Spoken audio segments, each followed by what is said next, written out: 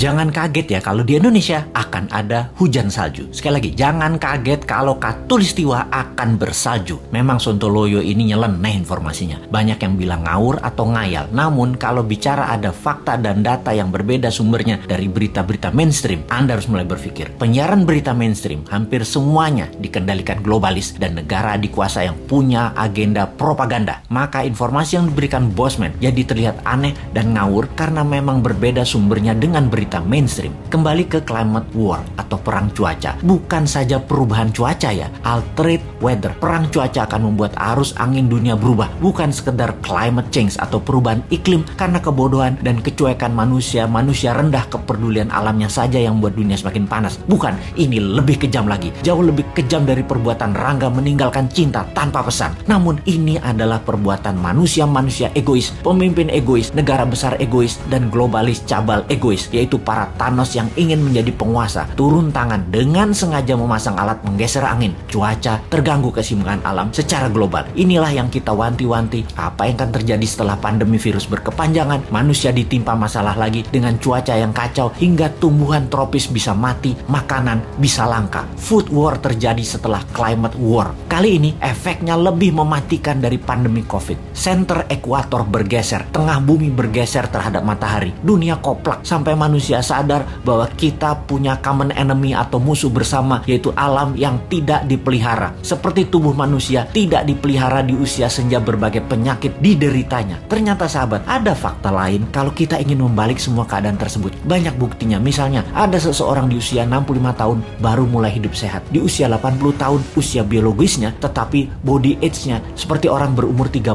tahunan karena dirawat dengan baik walaupun mulainya dari umur 65. Dia makan sehat, olahraga, dan lain sejenisnya. Sekali, padahal selama 65 tahun hidupnya berantakan, namun ketika diputuskan berubah 180 derajat, balik arah, semua bisa jadi muda lagi, sehat lagi. Dunia pun sama. Selama ini dunia tidak dirawat oleh manusia, maka penyakit bumi itu banyak. Hal inilah yang membuat bumi menua dengan cepat dan menjadi renta. Tapi bukan tidak bisa disembuhkan. Bisa, selama kita semua sepakat berjuang memperbaiki. Indonesia di tahun 2045 adalah pemimpin yang akan memimpin perbaikan alam dunia ini semua. Untuk itu, New Mind selama 24 tahun ke depan hingga tahun 2045 akan pegang kendali utuh, menyelesaikan masalah dalam negeri dan luar negeri, menyetop kegilaan Amerika dan Tiongkok, serta menyetop globalis cabal. Ini bukan impian kosong. Ini mungkin impian segelintir orang awalnya. Namun ketika 1 juta orang percaya, akan jadi collective belief. Ketika 10 juta orang pertama, kekuatan keyakinan makin besar. Dan ketika 100 juta orang percaya, maka Indonesia akan bergetar.